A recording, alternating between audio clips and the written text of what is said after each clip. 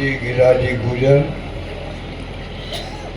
हरिभाई बैरवा, शिवचंद जी बैरवा, कमल बैरवा जी, महेश शर्मा जी, अनवर काजी जी, वीरेंद्र अग्रवाल जी, मुकेश शर्मा जी, नबी खान साहब और सम्मानित मंच उपस्थित बुजुर्गों, भाइयों और बहनों, नौजवान साथियों,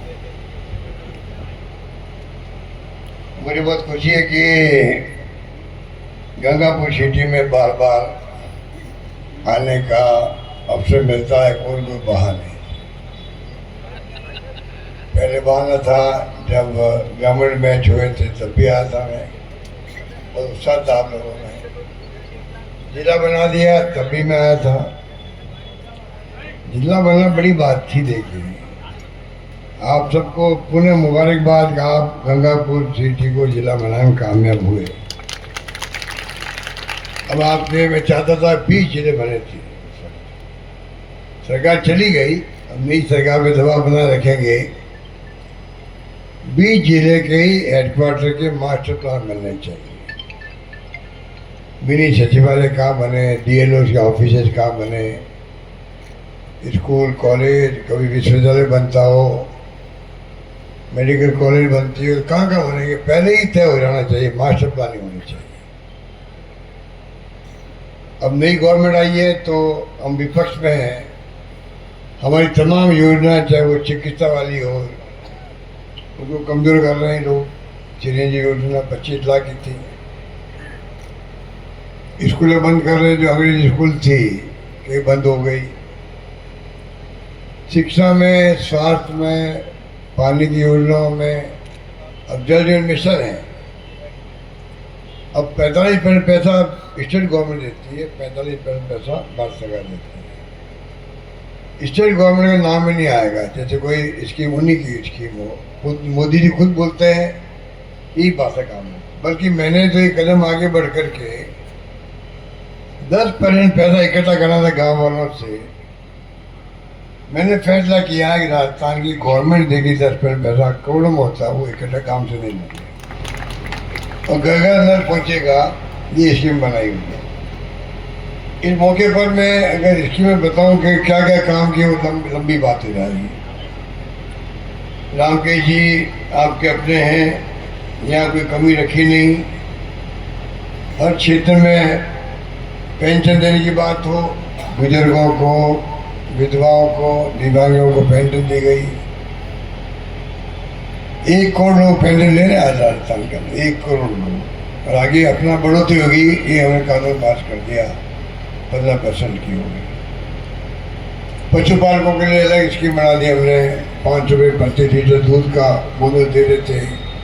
लंपी रोग में गाय मर गई, 40,000 रुपये दिए गए। आगे 2 गायों को बीमा करने की स्कीम थी। तो कहने का मतलब ये है कि स्कीमें इतनी बनी, आप 100 यूनिट बिजली फ्री कर दी, 1 करोड़ उपभोक्ताओं का बिल 0 हो गया है। 1 नया पैनल नहीं देना पड़ रहा उपभोक्ताओं को। किसानों को 2000 यूनिट बिजली फ्री कर दी। तो किसानों के लिए अलग बजट पेश किया गया। ये ऐसी कई स्कीमें लाई हम लोग, और इसलिए वो ठीक कहा मेरे पूर्व वक्ता ने कि हमारी स्कीमों की चर्चा जो है, पहली बार राजस्थान चर्चा में आया पूरे देश के अंदर। इस कदर शानदार अलग अलग स्कीमें लागू की गई राजस्थान के अंदर, सब आपकी जानकारी के अंदर है। और मैं कहना चाहूँगा आपको कि जो हालात है राजस्थान के, उसमें नई सरकार आई है। पिछली बार लग रहा था सरकार रिपीट होगी, इस बार आप लोग ही कहते थे सरकार आ नहीं रही है, सरकार आएगी, तो नहीं आ पाई क्योंकि इतने झूठ बोल बोल के गुमराह किया गया लोगों को। इतने रेप हो रहे हैं, डकैती हो रही है, चोरी हो रही है राजस्थान में। हिंदुओं को तो 5 लाख दिए, मुसलमानों को 50 लाख दे दिए। कन्हैयालाल मर्डर को लेके झूठ बोला गया। सबसे बड़ा पैकेज ही कन्हैयालाल को मिला था। 50 लाख मिले, 2 नौकरियां मिल गई, मुजरिमों को 2 घंटे में पकड़ लिया हम लोगों ने। सभी झूठा प्रचार किया गया। तो मैं आपको इस मौके पर कहना चाहूँगा, हरीश मीणा जी तो आपके अपने हैं, पहले MP रहे हुए, उनका अनुभव भी है,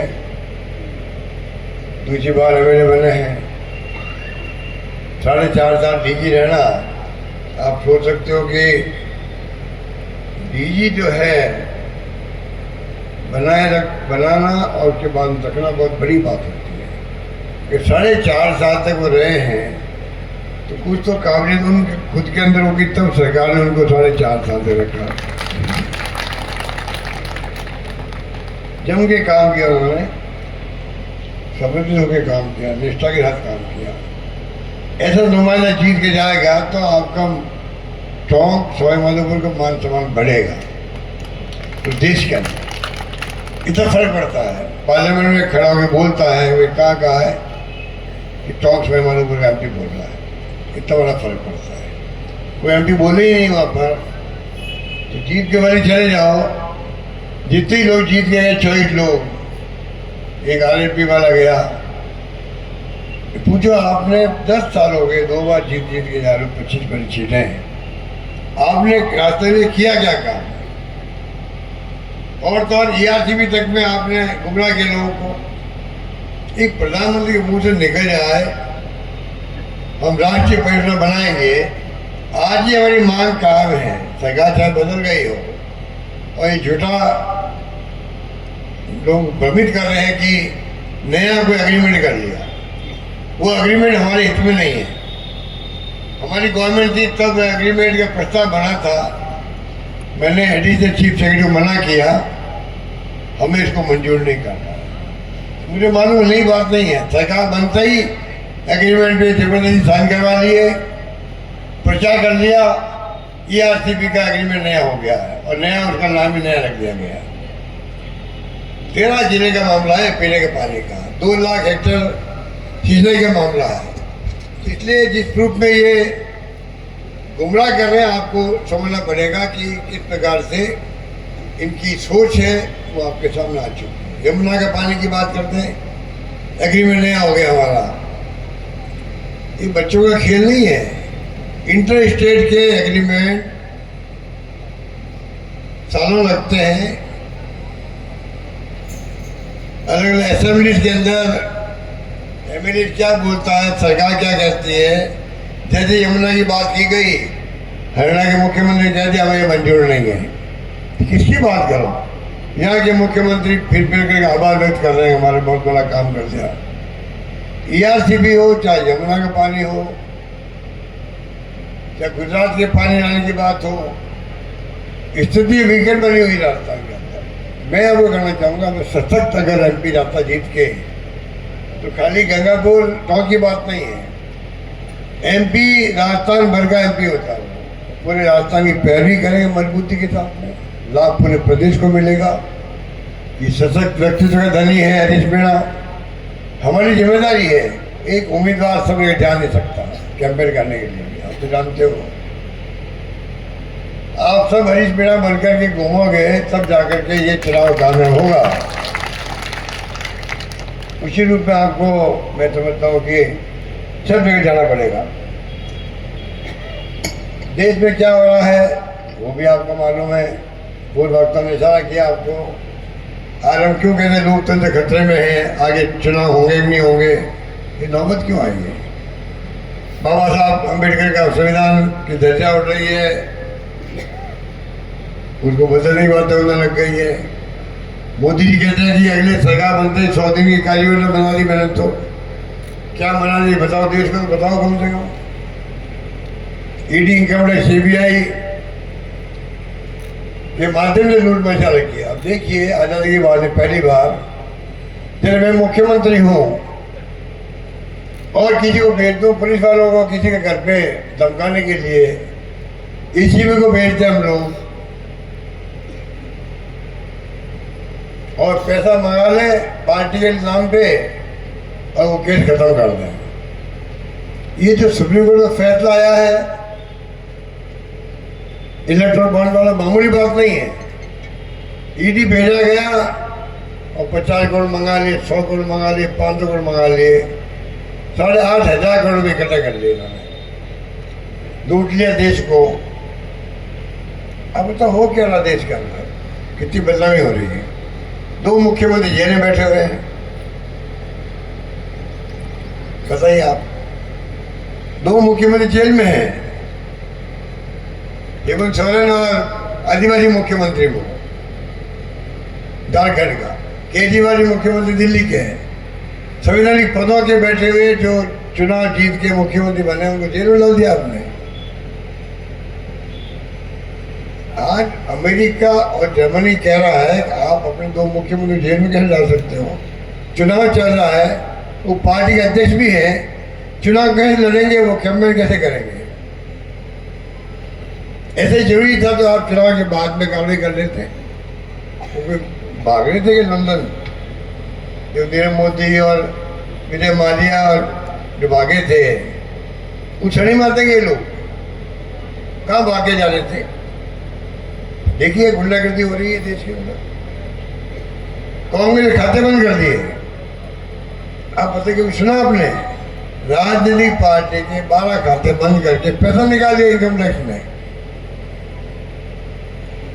संयुक्त राष्ट्र संघ जो है पूरी दुनिया के मुल्कों का संघ है बना, वो हिंदुस्तानी मेंबर उसका है, संयुक्त राष्ट्र संघ का, यूएनओ का।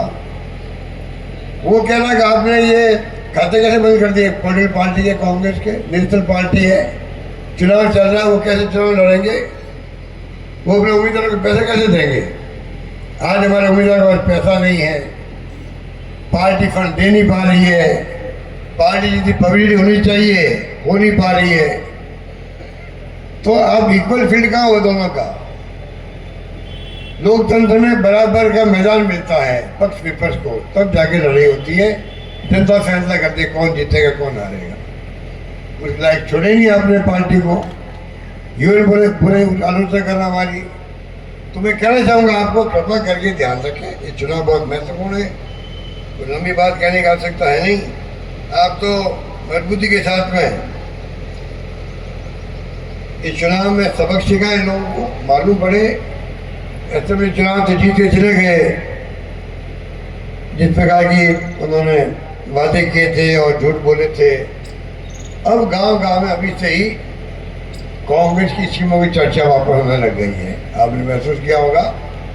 नंबर 1, उसका फायदा आपको मिलेगा। इतनी शानदार स्कीमें आज तक इतिहास में कभी बनी नहीं थी जो हमने बनाई थी। नंबर 2, नई गवर्नमेंट काम नहीं कर पा रही है, स्कीमें कमजोर कर रही है, बंद कर रही है, उसका फायदा आपको मिलेगा। और नंबर 3, जो मोदी जी और अन्य नेता लोग बोल के गए थे, जनता सवाल पूछेगी उनसे, ये झूठे आरोप लगाए आपने, साधन आपके बारे में खूब है, जनबल की कमी नहीं है, खूब प्रचार किया आपने मीडिया के अंदर, जवाब उसका दो कि आप झूठ क्यों बोले उसको। तो मैं आपको अपील करना चाहूँगा, कांग्रेस के अध्यक्ष खड़गे साहब ने, सोनिया गांधी जी ने, राहुल गांधी जी ने सोच समझ के आपके यहाँ पर हरीश मीणा जी को हेरा उम्मीदवार बना कर दिया। ऐसे माहौल में चुनाव लड़ना ही बड़ी बहादुरी का काम है, आप समझ सकते हो। हमने सबने इनको रिक्वेस्ट की, हरीश मीणा जी को, रामकेश जी ने भी, इंदिरा मीणा जी ने भी, जितने नेता बैठे हैं सबने कहा भाई टिकट तो मांग रहे सब लोग, हरीश मीणा टिकट मिल गया, अब हम सब एकजुट हैं और कोई कसर नहीं छोड़ेंगे। ये सवाल हरीश मीणा का नहीं है, ये सवाल है देश में लोकतंत्र बचाने का चुनाव है। ये देश में बाबा साहब अम्बेडकर को बचाने का चुनाव है और देश में आने वाली पीढ़ियों को बचाव करना चुनाव है। लोकतंत्र जिंदा ही नहीं रहेगा। चुनाव अगर चाइना की तरह, रशिया की तरह, नॉर्थ कोरिया की तरह होने लग गए तो क्या होगा देश का? आज तो देश में 70 साल हो गए, देश में लोकतंत्र कायम रहा, वोटों का राज, इसलिए मान सम्मान गरीब आदमी का है। हमें हाथ जोड़ना पड़ता है, आशीर्वाद मांगना पड़ता है, मीटिंग बनानी पड़ती है, अपनी बात कहनी पड़ती है। पाकिस्तान इधर नहीं है, सैनिकों के साथ में यहाँ पर चुनावी फर्जी होते हैं। वहाँ पर इंदिरा गांधी ने जान दे दी तो खालिस्तान नहीं बनने दिया देश के अंदर। उन्होंने क्या कहा था, मैं उनका मंत्री था, मुझे उन्होंने कहा मेरी जान जा सकती है, कोई ऐसी बात चल पड़ी थी।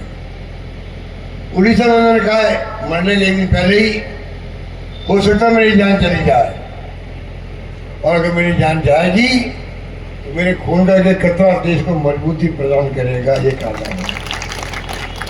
ये आज बैठे नेता बन के प्राइम मिनिस्टर और बड़े बड़े नेता, इनको शर्म आती है तो त्याग बलिदान की कहानियाँ कहते हुए वो पंडित नेहरू की आलोचना करते हैं, जिसने नींव मजबूत करी देश की, आज़ाद होते देश।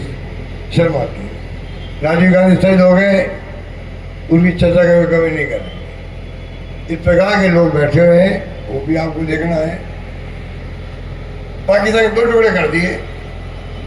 दुनिया के इतिहास में, दुनिया के क्या, मैं हिंदुस्तान की बात नहीं कर रहा, दुनिया के किसी भी कोने के अंदर जो पाकिस्तान के 2 टुकड़े हुए देश के बांग्लादेश बना दिया इंदिरा गांधी ने, ऐसी घटना दुनिया में कहीं नहीं हुई है जो हिंदुस्तान के महाद्वीप में आता हुई है। सब देखते रहे दुनिया।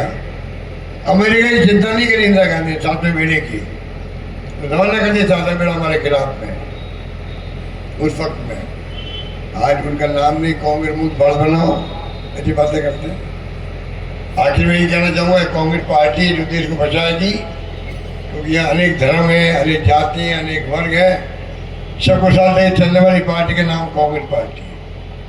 राहुल गांधी की यात्रा थी, भारत जोड़ो यात्रा और भारत जोड़ो न्याय यात्रा। उस पर जो उनको अनुभव हुआ, पब्लिक से विचार आए, सुझाव आए, उसके आधार पर 5 न्याय योजना दी गई है पब्लिक को, 25 गारंटी दी गई है। उसमें किसानों के लिए MSP की गारंटी भी है, कानून बना के दी जाएगी, ये भी उसके अंदर कर दिया। मोदी जी जब मुख्यमंत्री थे मेरे साथ में, वो बोला करते थे कि MSP की कानून बनना चाहिए किसानों के लिए। अब क्यों नहीं कर रहे, वो 10 साल हो गए। इसलिए मैं कहना चाहूँगा, इन्हीं कथनी में कहीं अंतर है। भारत जोड़ो यात्रा में 25 गारंटियाँ पढ़े अखबारों के अंदर आ रही है लगातार। आप देखेंगे जी, शानदार युवाओं के लिए, श्रमिकों के लिए, महिलाओं के लिए, सबके लिए जो गारंटी दी गई है, आप खुद महसूस करोगे।